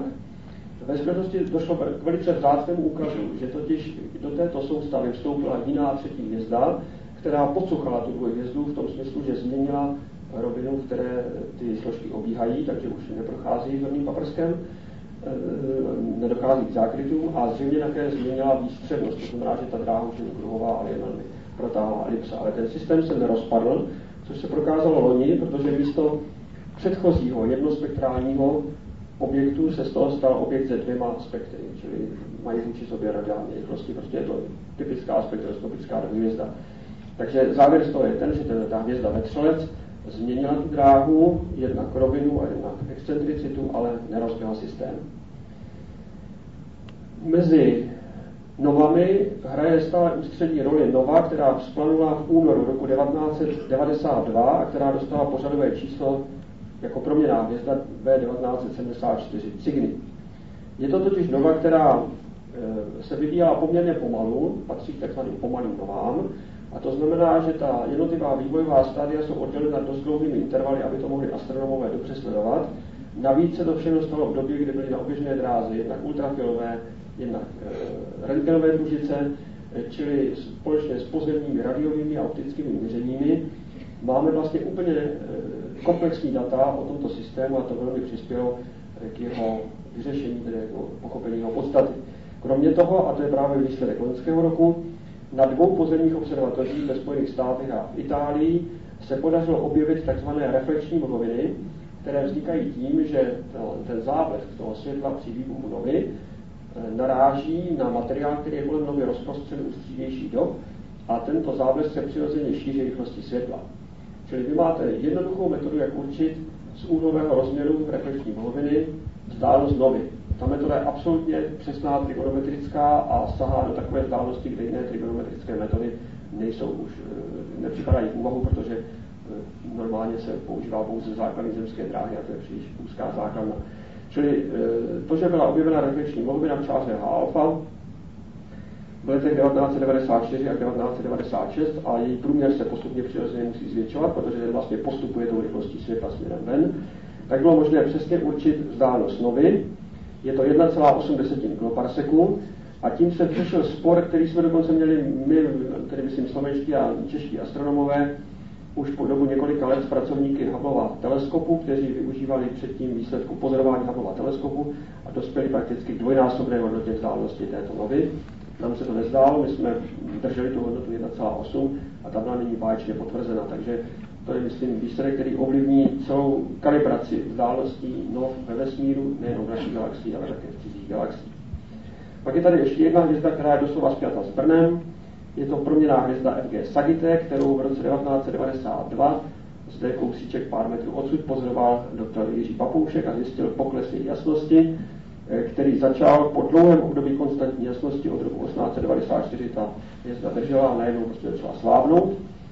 Už v roce 1994 dosáhla více než 14. hvězdné velikosti, pak se zmátořila, to bylo loni, ale v květnu loňského roku zase klesla na 16. magnitudu, čili tohle je velice prapodivné chování, které v podstatě nemá obdobu a které se bude ještě, myslím, dlouho vysvětlovat.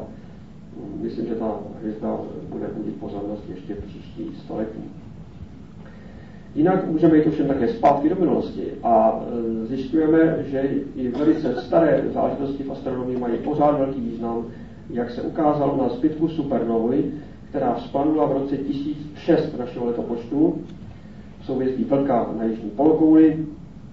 Ten zbytek supernovy byl nyní pozorován rentgenovou družicí ASCA a ukázalo se, že v tom pozůstatku v té mlhovině je pozorováno kromě tepelného také netepelné rentgenové záření, které znamená, že elektrony v té mlhovině vlivem rázových vln se urychlují na neuvěřitelné energie až 100 teraelektronvoltů, to je 100 bilionů elektronvoltů, a že tento jev trvá zhruba 100 000 roků po výbuchu supernovy a dá se sledovat až do vzdálenosti 30 parseků od supernovy. Proč o tom tady hovořím? Je to z toho důvodu, že po mnoha desetiletí vlastně astronomové řeší problém, kde se bere vysoká energie kosmického záření. V kosmickém záření se pozorují energie, které jsou až o 8 řádů vyšší než v nejvýkonnějších urychlovačích na Zemi. A přitom, jako víte, jak je složité postavit dobrý urychlovač, jak to musí být přesně vyladěno, a najednou vidíme, že kosmický prostor, který nemá vyladěno nic, který tak má chaotická magnetická pole, že má tak vysoká urychlení. Čili nyní se zdá, že tady je ten proces. Jsou to zbytky supernov, rázové vlny, které tam probíhají a které dokáží urychlit nejenom elektrony, ale přirozeně i ostatní částice elektricky nabité na velmi vysoké energie. Je to zároveň inspirace pro pozemskou fyziku urychlovačů, zřejmě příští generace urychlovačů bude využívat principu rázových vln. Další pozoruhodný objev se týká opět jiného zbytku supernovy, toho populárního zbytku krabí olověny. Hubbleův kosmický teleskop totiž snímkoval tento relativně blízký zbytek po dobu několika týdnů podrobně. Sestavilo se z toho takové sběrné filmové představení, jakoby zrychleně se to dá promítnout, a najednou zjistíte, že už v těchto několika týdnech v té mlhovině dochází k patrným změnám, čili je to skutečně jakési kosmické video, které ukazuje, že v mlhovině se pohybují částice rychlostí, která dosahuje až 50% rychlosti světla ještě teď, více než 9 století po vlastní explozi supernovy. Samozřejmě jsou tam potom zase ty úkazy, které známe znov, to znamená polární výtrysky a vítr z rovníku, ovšem daleko na grandioznější časové prostorové stupnici. Mezi zbytky supernov hraje zvláštní úlohu zbytek, který se jmenuje Geminga, podle souhvězdí Gemini, blíženců, kde se nachází, a Ga znamená, že byl objeven jako zdroj záření gamma. Nyní se podařilo ho identifikovat opticky a z toho také vyplynuly některé nové věci. Především vzdálenost. Geminga je od nás 157 parseků, je tedy dále, než jsme si mysleli. A znamená to současně, že když vybuchla, tak nemohla ohrozit Zemi, protože byla tak daleko od Země, že to nemohlo hrát roli. A její příčná rychlost je značná, 125 km za sekundu, to bylo zjištěno právě pomocí Hubbleova kosmického teleskopu. Podobně i zbytek v souhvězdí Plachet, který je ještě dál, 500 parseků. Důležité je, že tyto zbytky obsahují jedinou hvězdu, a ta hvězda je neutronová a ta hvězda je vidět. Čili my poprvé máme možnost pozorovat optické záření neutronových hvězd. Samozřejmě vidíte, že to není lehké, ta magnituda je dosti nízká, ale velké přístroje v současnosti to dokáží. A tak vlastně se zjišťuje, že tyto neutronové hvězdy mají nejenom tepelné, ale také netepelné vyzařování. Čili dává to první možnost zkoumat vlastnosti neutronových hvězd na tu velkou vzdálenost. Z pozorování supernov, z té četnosti, jak se vyskytuje v naší mlečné dráze, v blízkých galaxiích, ale i ve vzdálených, se nyní dá spočítat, že jestliže se omezíme na pomyslnou kouli kolem Země, která sahá až tam, kde červené posuvy galaxií dosahují hodnoty Z2, což je už teda velice daleko, to je nějakých bratrů 5 miliard světelných roků od nás. Takže v této kouli vybuchuje tolik supernov, že kdybychom je všechny dokázali zaregistrovat, tak budeme pozorovat 1000 výbuchů supernov za sekundu. To je úplně v rozporu s tím, co pozorujeme opravdu. My pozorujeme několik málo desítek supernov ročně ve všech galaxiích, dokonce i pro, no tak možná, že ne pro světlejší než to nepozorujeme, ale prostě v každém případě rozhodně je vidět, že to, co nám připadá jako velice vzácný úkaz ve vesmíru, totiž supernova, je fakticky úkazem docela četným, když si vezmete dostatečně velký objem okolí vesmírného prostoru. Když se omezíme na to, kde můžeme ty supernovy sledovat, to znamená 10 megaparseků, to je asi těch 30 milionů světelných roků, tak potom ten počet odpovídá tomu reálnému, to znamená zhruba 10 supernov za rok. Dneska ovšem přístroje, které jsou k dispozici a které se tomu věnují speciálně, zejména ve Spojených státech a na jižní polokouli, tak jsou schopny registrovat supernovy až do 50 megaparseků od Slunce. To má velký význam nejen pro teorii supernov, ale hlavně právě pro kosmickou škálu vzdáleností, čili pro řešení problému kosmologie celého vesmíru, protože tím, že supernovy jsou daleko největší výbuchy hvězd, tak to také znamená, že je můžeme pozorovat do nejvyšších vzdáleností a pokud určíme nějakým způsobem jejich zářivý výkon nezávisle, tak můžeme z toho, jak jsou slabé nebo jasné, určit, jak jsou daleko bez ohledu na jiné předpoklady. Jeden z největších problémů astronomie, který není vyřešen, je problém zábleskových zdrojů záření gamma. Ten se stále prohlubuje, protože do loňského roku aparatura PATSE, která se věnuje speciálně hledání těchto zábleskových zdrojů, už má ve svém katalogu přes 1700 úkazů. A protože ona má směrový účinek, tak je schopna statisticky ukázat, že z celé oblohy ty záblesky přicházejí rovnoměrně. Není žádný preferovaný směr, rovina nebo nějaká oblast, čili je to naprosto izotropní populace. A to se nedá vysvětlit prakticky nijak jinak, než tím, že jde o objekty extragalaktické. Na druhé straně, v tom systému PATSE se měří nejenom poloha, ale také intenzita, teda relativní intenzita těch zdrojů. A ukazuje se, že těch slabých zdrojů je méně, než bychom čekali z toho poměrně většího objemu, ve kterém se nachází. Čili, že někde je jakási hrana, ta hrana ovšem bude hodně daleko, protože se odhaduje, že ten odpovídající červený posuv těchto objektů by měl být 6 nebo ještě větší. Čili to je až tam, kde jsou vlastně, kde sahají galaxie. Jinými slovy, čím dál tím více se zdá, že zábleskové zdroje záření gamma souvisejí opravdu s jádry cizích aktivních galaxií nebo kvasarů. V posledních měsících se proto získávají dramaticky přesvědčivé důkazy. A jestliže to tak je, tak to znamená, že jde o největší výzvu astrofyziky k vysvětlení, jakou si umíme představit. Protože jsou-li ty zdroje tak daleko a my je vidíme, znamená to, že jsou fakticky mimořádně zářivě výkonné, a na druhé straně z toho, že trvají tak krátko, víme, že jsou to zdroje prostorově malé. Jinými slovy, smířit s tím, že řekněme v objemu menším než sluneční soustava se uvolňuje více energie, samozřejmě po krátkou dobu, ale více energie, než kolik vyzáří celá galaxie za svou existenci. A to je něco, co je fyzikálně opravdu už napováženou. Čili pro fyziku to znamená obrovskou výzvu, a pokud se ta pozorování, která probíhají v těchto týdnech velmi dramaticky, opravdu potvrdí, tak si myslím, že se dozvíme v dohledné době velice překvapující věci o fyzice. Tím se dostáváme do světa galaxií a kvasarů. Novým výsledkem, který by mohl být zajímavý pro tu kontroverzi v určení stáří vesmíru a stáří objektů v něm, ta kontroverze spočívá v tom, že z hodnoty Hubbleovy konstanty vychází stáří vesmíru kolem 10 miliard roků, kdežto ze stáří kulových hvězdoků vychází stáří vesmíru asi 16 miliard roků, tak nyní se ty hodnoty zbližují. To znamená, že hodnoty Hubbleovy konstanty se trošičku posouvají dolů, čímž se stáří vesmíru dá zvýšit, a současně byla publikována významná práce, která ukazuje, že četné kulové hvězdokupy, o nich se tvrdilo, že jsou tak staré, jsou mladší, a to stáří je někde mezi 10 a 13,5 miliardou let, čili nakonec se zdá, že tato kontroverze se podaří vyřešit, tak říkají, bezbolestně. To, co bylo velice překvapující, že v loňském roce u jedné takové aktivní galaxie Markarian 421, bylo to v květnu loňského roku, byly pozorovány spršky záření v oblasti teraelektronvoltů, bilionů elektronvoltů, ty se ovšem týkaly fotonů, tedy nenabitých částic, takže v tomto pásmu byl tento vzdálený zdroj najednou nejjasnější na obloze, ovšem po krátkou dobu. Opět to ukazuje na velmi exotické procesy urychlování částic ve vesmíru, které vůbec teoreticky nemáme zvládnuty. Už jsem se zmiňoval o té kontroverzi v určování stáří vesmíru pomocí Hubbleovy konstanty. Vedlo to americké astronomy k tomu, že uspořádali další velkou debatu. Možná, že jsem tady vzpomněl, že jsem loni vykládal o velké debatě, která se týkala o něch zábleskových zdrojů záření gamma. Tato velká debata byla vlastně historickou připomínkou velké debaty, která proběhla ve 20.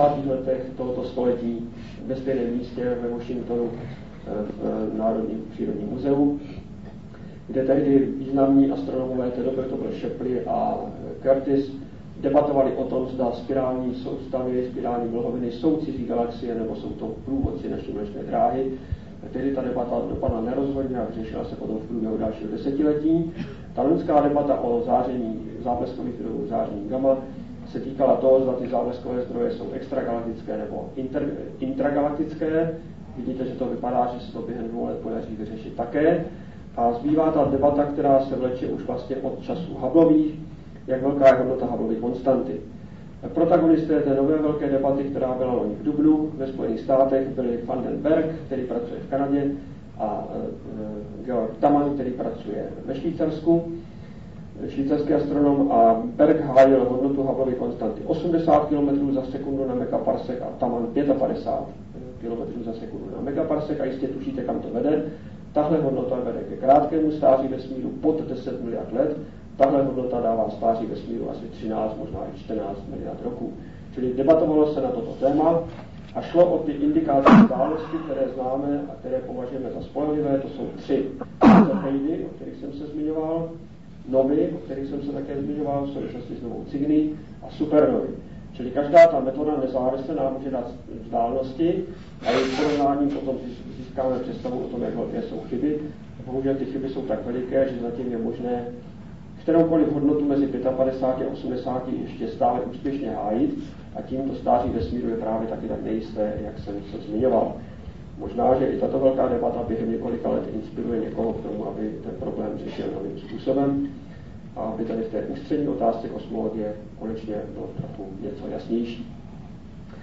Hubbleův teleskop přispěl kosmologii speciálním způsobem koncem roku 1995, kdy po velice dlouhou dobu, vlastně po 12 dnů, se sledovalo stále stejné zorné pole malinké políčko v souhvězdí Velké medvědice, které mělo průměrně jenom asi 5 obloukových minut ve 4 různých barevných filtrech. A šlo se prostě do té největší hloubky expozice, jak bylo technicky možné, což se podařilo skutečně báječně, protože mezné magnitudy v jednotlivých těch 4 filtrech byly mezi 27. a 29,5 tou hvězdnou velikostí, čili to je zatím rekord. To pole se označuje HDF, což znamená hluboké pole Hubbleova teleskopu, ten nejhlubší pohled do vesmíru. Ty snímky byly navíc ihned uvolněny pro veřejné použití, takže jsou běžně k dispozici na internetu. Na tom snímku je 2500 galaxií a jenom několik málo kusů hvězd. Prostě je tam daleko více galaxií než hvězd naší galaxie. Nejjasnější hvězda na tom snímku je 20. hvězdné velikosti, jinak je všechno ostatně slabší. Takže tento systém výzkumu se zdá být velmi perspektivní. Tím, že právě byl zveřejněn, tak už se na tom hodně pracuje. Takže například jednak se zjišťuje, že průměrný červený posuv v tomto hlubokém poli je přes 2 celé, čili ty galaxie jsou hodně daleko, jak jsem říkal, asi 5 miliard světelných roků v průměru. A rozložení podle červených posuvů je takové. Mezi 0 a 1 367 galaxií, 1 a 2 512, 2 a 3 135, 3 a 4 54, 4 a 5 30 a nad 5 6.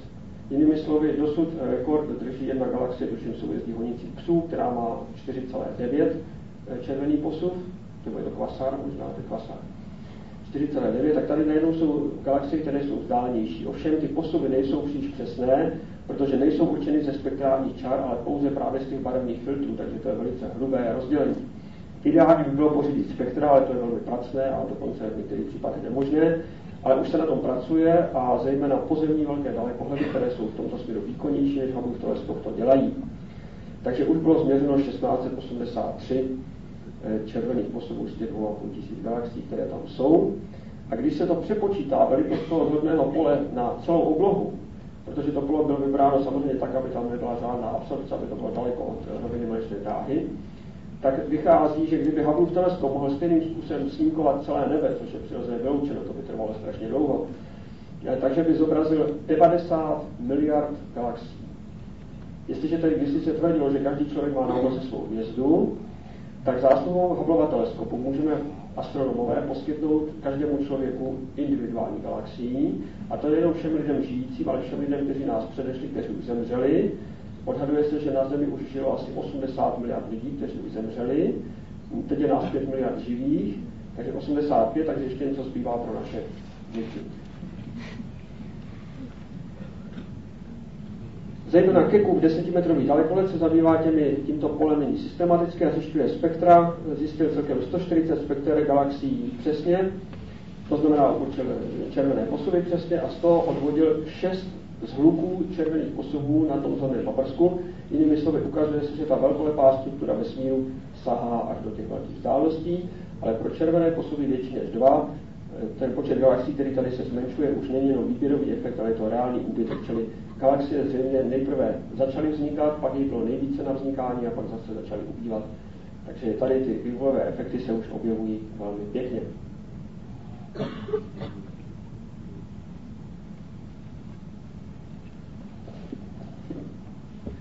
O kosmologii svědčí také výzkum reliktního záření, to jistě dobře víte, že to je vlastně jeden z hlavních argumentů pro teorii velkého třesku. Nejnovější hodnota průměrné teploty reliktního záření je 2,73 Kelvinu s touhle nepatrnou chybou. A při pozorování velice vzdálených galaktických objektů pro červený posuv 2 se dá spočítat, jak ta tehdejší teplota reliktního záření musela být vyšší, protože vesmír ještě nebyl tak rozepnutý. Tak z pozorování vychází, že tehdy ta hodnota byla 7,9 Kelvinu, teorie říká 8,1 Kelvinu, takže ten souhlas je vynikající s tou chybou, kterou tady je uvedena. V loňském roce se konalo zasedání Komise Mezinárodní astronomické unie, které se jmenuje Bioastronomie. To je vlastně komise, která se původně zabývala programem SETI, hledání mimozemských civilizací, teď jako se to jmenuje Bioastronomie, aby se zdůraznilo, že se hledá i něco primitivnějšího, třeba ty mikroorganismy. Tak zazněly tam velmi zajímavé referáty, z nich mě připadá velice pěkný ten, který se zabývá rozsahem ekosfér kolem hvězd slunečního typu nebo hvězd podobných. Ekosféra je definována tak, že její vnitřní okraj je dán tam, kde teplota na planetě je tak vysoká, že dojde k překotnému skleníkovému efektu a vymizení života. A ta vnější hrana ekosféry je dána tou vzdáleností, ve které voda tuhne bezpodmínečně v led a nemůže být v jiném skupenství. Takže se na to podívejme. Když bychom měli mateřskou hvězdu, která má poloviční hodnotu hmotnosti než je hmotnost Slunce, tak ta ekosféra v jednotkách astronomických má rozměry od 0,2 do 0,4 astronomické jednotky. V takhle úzkém pásu je velice málo pravděpodobné, že bude nějaká planeta. Čili pro hvězdy takhle malé je málo nadějné, že by tam byla planeta životodárná. Pro hvězdy typu Slunce ekosféra je od 0,82 do 1,40 astronomické jednotky. Vidíte, že báječně naše Země právě do toho pásma patří a současně, že žádná jiná planeta sluneční soustavy do tohoto pásma nepatří. Takže opravdu nemáme příliš šanci, že bychom měli ve sluneční soustavě nějaké bratříčky nebo sestřičky na okolních planetách. Pro hvězdy hmotnější je vnitřní hrana ekosféry 1,7 astronomické jednotky, to je asi zhruba jako je Mars od Slunce, a vnější hrana je 2,8, čili to by bylo pásmo planetek, ovšem ta centrální hvězda musí být o 50% hmotnější než Slunce. Pro hvězdy, které jsou o mnoho menší nebo o mnoho větší, tak už myslím, ty ekosféry jsou vlastně podřadné, protože příliš hmotné hvězdy žijí krátkou dobu, život si nestačí vyvinout a příliš málo hmotné hvězdy mají ty ekosféry tak uzoučké, že pravděpodobně, že se do toho trefí nějaká planeta, je stejně už zanedbatelná. Ten loňské sympozium se konal na Capri v Itálii, předtím sympozium, které bylo věnováno problému mimozemského života, bylo v Jurakanu v Arménii v roce 1971. Na tom sezení v Capri se jednalo také o těch impaktech, jako ohrožení života na Zemi, nebo naopak zase dodávka životodárných materiálů na Zemi. Hovořilo se přirozeně o těch objevech exoplanet, o kterých jsem se zmiňoval, a hovořilo se také o mezihvězdných interstelárních molekulách, které jsou objevovány radiovými teleskopy.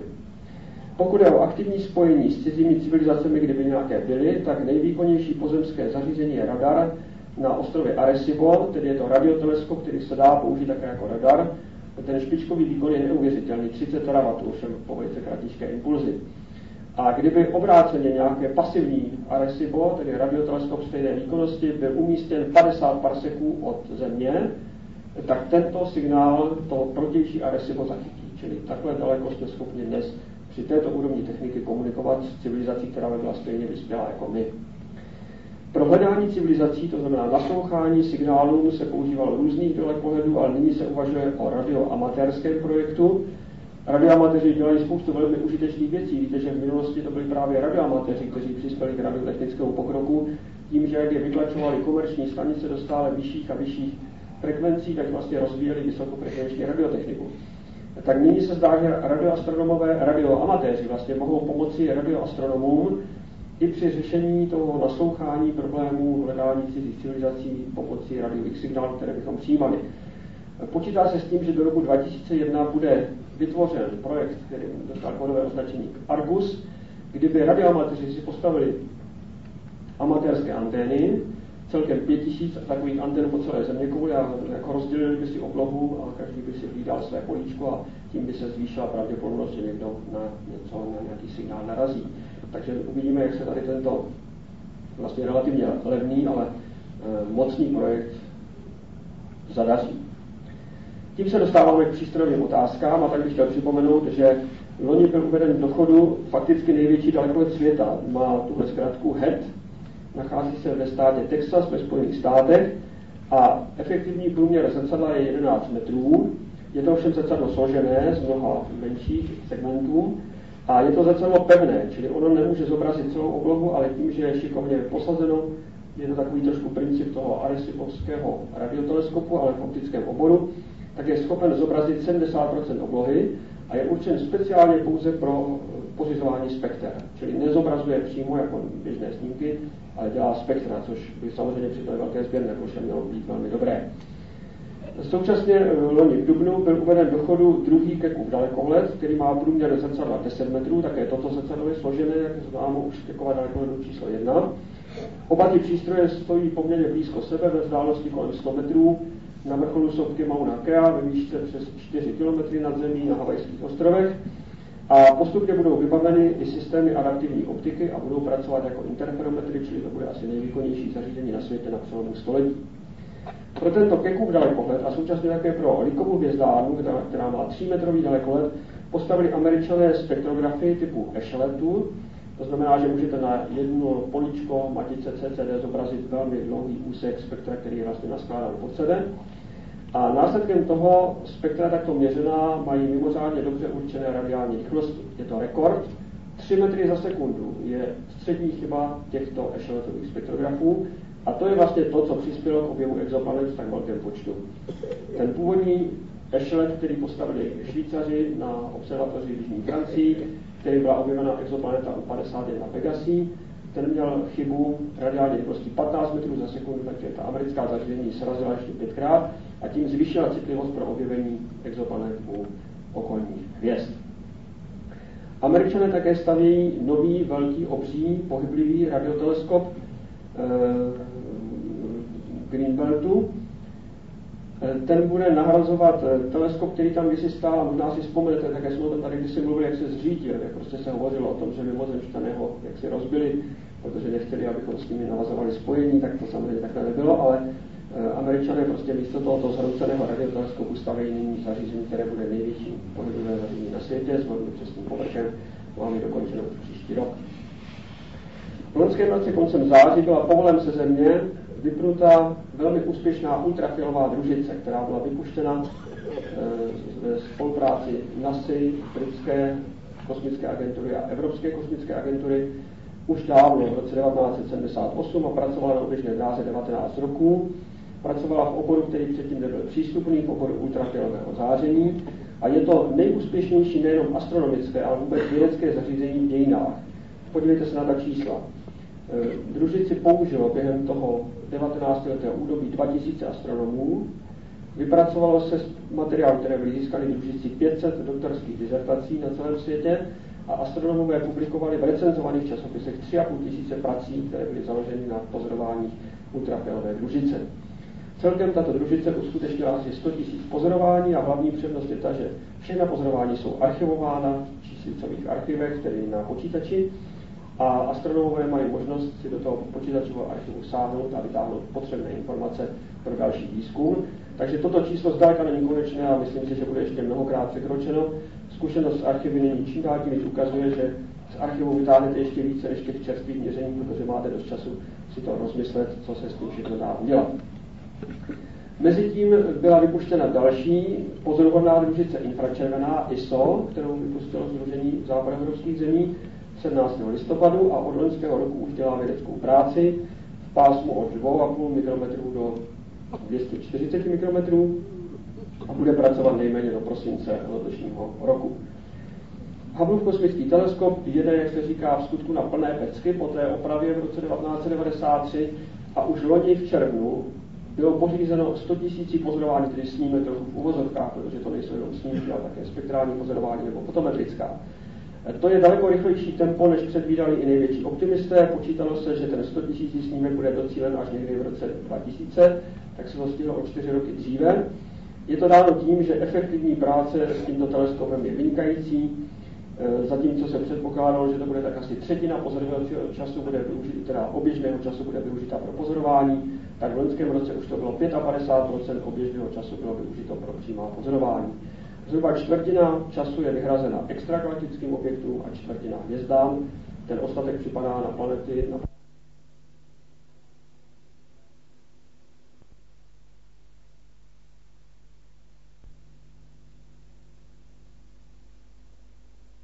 Vůbec není snadné, protože je neuvěřitelné, jak velké množství informací obsahuje jediná fotografická deska. Přitom ty fotografické desky z Palmarského atlasu mají originální rozměr 30 na 30 cm, takže to jsou velké desky. Takže ta červená verze katalogu byla postupně digitalizována a vůbec, aby se to dalo nějak technicky zpracovat, tak se musí používat režimu komprese, čili proti těm originálním snímkům fotografickým, při kompresi desetinásobné, že se to stlačí 10krát prostě ten množství informací, tím se samozřejmě nějaká informace ztrácí, tak k zobrazení toho na digitální prostředí je zapotřebí 102 kompaktních disků typu CD-ROM, tak si představte tu hromádku jak to máte strkat do počítače a vždycky najít ten správný, který tam má být. Proto byla uvedena ještě jedna verze na trh, která je vhodná i pro astronomii ne tak náročné. Tam ta komprese je 100násobná, takže se ztrácí více dat, ale pořád je to ještě velmi vynikající katalog. Tam se to potom vejde na 8 CDček, no tak to už je snesitelné. Takže takhle je možné červený katalog palmarský dneska mít vlastně kdekoliv na zeměkouli, kde máte příslušný počítač. Ještě náročnější projekt je projekt americké námořní observatoře, který zobrazil 492 milionů hvězd a galaxií do 21. hvězdné velikosti. Tak ten se dodává na 388 kompaktních discích. Tak to už, abyste na to měli nějakého robota, který vám to tam bude vyměňovat v té šachtě. S velkým projektem a velkým úspěchem skončil program Evropské kosmické agentury astrometrická družice Hipparcos. Ta byla vypuštěna v listopadu 1989 a pracovala do března roku 1993. Zachytila celkem 1 terabit informací o hvězdách, o jejich polohách, vlastních pohybech a vzdálenostech trigonometrických určených a také jasnostech. Ten katalog Hipparcosu se nejprve připravoval velice pečlivě, aby neobsahoval žádné chyby a v loňském roce byl k dispozici pouze těm autorům, kteří se přímo podíleli na jeho zhotovení. Teprve letos je uvolněn pro obecné zpracování a to jistě povede k velké revoluci v astrometrii a ve věcech, které na to navazují. Uvažte sami. Paralaxi 1 100 000 a 118 000 hvězd ty paralaxy jsou přesné na 1/1000 obloukové vteřiny. To znamená, že teoreticky bychom mohli měřit asi vzdálenosti do nějakých 500 parseků, to je trigonometricky, což je podstatně lépe, než to šlo dosud. Přitom jasnosti těchto hvězd jsou známy s přesností na 1,5 hvězdné velikosti. A ten systém funguje do více než 12 hvězdné velikosti po celé obloze, takže na 1 čtvereční stupeň připadají 3 takové primární hvězdy s těmito přesnými údaji. Kromě toho Hipparcos ještě pořídil obsáhlejší katalog asi milionu hvězd, program Tycho, který obsahuje 25 hvězd na čtvereční stupeň a kde ty hodnoty jsou jenom o něco málo přesnější, například ta přesnost polohy 25 000 obloukové vteřiny je pořád samozřejmě velmi vynikající a je úplný do 10,5 hvězdné velikosti. Tyto katalogy jsou také k dispozici i astronomům amatérům na kompaktních diskách za relativně přijatelnou cenu. Tak se dostáváme ke společenské rubrice, kterou máme každoročně na závěr žně objevů. Připomněl bych astronomy, kteří zemřeli u nás i v cizině. Na Slovensku to byla ředitelka hvězdárny v Trebišově, paní doktorka Rejskupová. V jižních Čechách známý konstruktér astronomických přístrojů Wilhelm Erhard a ještě proslulejší Antonín Mrkos, který byl dlouhá léta ředitel hvězdárny na Kleti, ale předtím pracoval jednak v Antarktidě a jednak ve Vysokých Tatrách na Londýnském štítu, objevil celou řadu komet a velké množství planetek. Jeden z nejvýznamnějších světových astronomů, arménský astronom Viktor Ambartsumyan, zemřel ve vysokém věku, tuším 87 let, ten zasáhl do mnoha oborů fyziky a astronomie. Ve Spojených státech zemřel Carl Sagan, který se zabýval výzkumem planet a byl také významným popularizátorem astronomie. A když jsem tady hovořil o objeviteli Pluta Tombovovi, tak zemřel Tombo ve věku 91 let. A ještě z lidí, kteří jaksi jsou příbuzní astronomii, hlavně pro ty části, které se týkají teorie vzniku vesmíru, zemřel pakistánský fyzik, nositel Nobelovy ceny Abdus Salam, který dostal tu Nobelovu cenu za svou spoluúčast na takzvaném sjednocení interakcí, což jsou věci, které se týkají právě velmi raného vesmíru.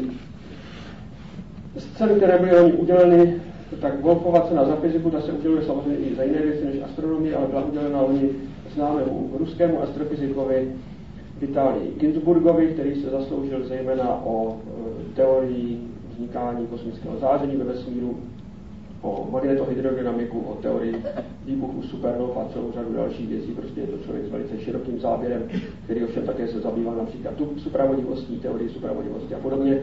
Takže to je velmi významná osobnost ruské astrofyziky a fyziky. Myslím, že se právě dožil 80 roků. Pak byla meteoritickou společností udělená tzv. Baringerova cena Williamu Cassidymu za jeho výzkum meteoritů. Bruceova cena, to je cena Pacifické astronomické společnosti za celoživotní práci v astronomii, dostal Američan Whitford, který se zasloužil zejména o fotometrii. A ceny britské královské společnosti Herschelova medaile byla udělena Izákovi za základ helioseismologie, tedy za tu metodu, která určuje vnitřní stavbu Slunce z kmitů povrchu Slunce. Zlatá medaile tu dostal ruský astrofyzik Sunjajev, který byl blízkým spolupracovníkem akademika Zeldoviče, ale je spoluautorem takzvaného Sunjajeva-Zeldovičeva efektu. A konečně také Česká astronomická společnost poprvé udělovala svou cenu Zdeňka Kvíze, kterou dostal Kamil Hornoch z Levekovic u Brna za své vynikající pozorovací výsledky při výzkumu komet, proměny hvězd a meteorů. Jinak ještě bych snad připomenul, že se 90 let, což je jistě úctyhodný věk, dožili významní astronomové, polská astronomka Wanda Ivanovská, která byla dlouhá léta ředitelkou hvězdárny v Toruni, a americký astrofyzik německého původu Hans Bethe, také nositel Nobelovy ceny, který proslul už v roce 1938 tím, že byl spoluautorem teorie termonukleární reakcí ve hvězdách. Za to byla ta Nobelova cena a teď ještě čerstvě v 90 letech publikoval zcela fundamentální práci o teorii výbuchu supernov, takže prostě je to neuvěřitelné, že člověk v tomhle věku může takovým tvůrčím způsobem zasahovat do tak těžkého oboru.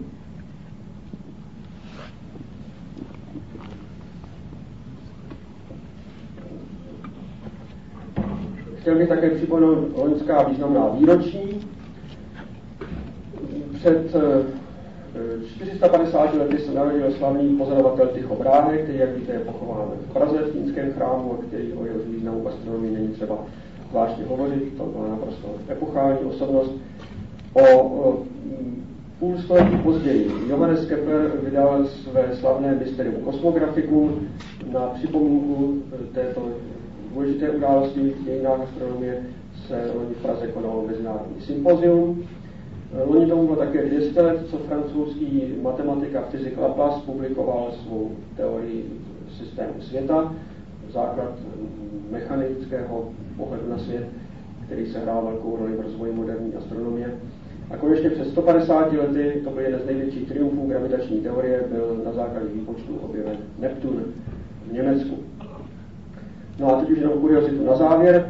V loňském roce hrozilo nebezpečí, že astronomie bude ohrozena ze směru, který by člověk nečekal.